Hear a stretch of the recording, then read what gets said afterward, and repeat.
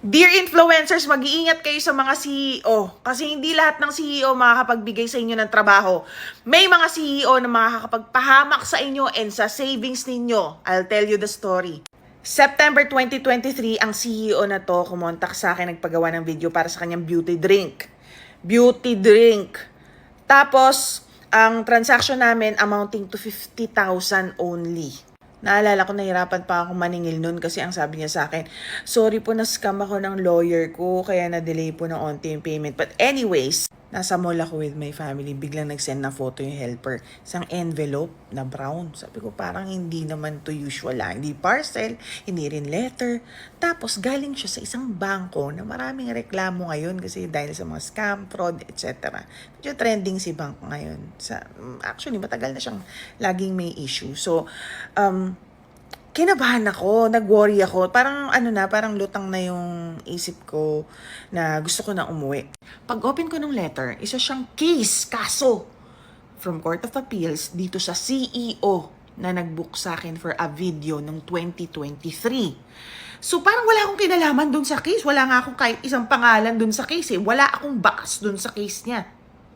Tapos may isa pang letter. Yung isang letter, nakalakip ng envelope ay galing naman dito sa bangko na to. Sa bangko na to na nag-i-inform sa akin na i-freeze daw nila, kukunin nila muna yung ipon ko, lahat ng ipon ko na nandoon sa bank account ko, sa bangko nila, kung saan nag-deposit itong CEO na to ng bayad na 50,000 sa akin for the videos noong 2023. Sobrang gulat ko, hindi ko man lang na-meet tong taong to, tapos bigla akong madadamay sa mga eme sa buhay. Tapos, 50,000 lang yung involved na funds. Alam niyo kung magkano ang free ni sa akin itong bank na to? Milyon. Life savings ko.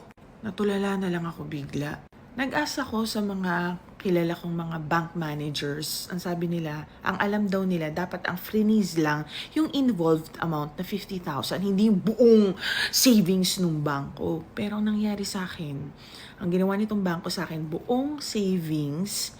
Tapos, hindi ako nakapag-appeal agad sa Court of Appeals kasi late nila binigay sa akin yung notification ng Court of Appeals na lahat ng merong, ano ba yung term na ginamit nila? Yung parang nakatransaksyon nitong CEO na to, kailangan, related account.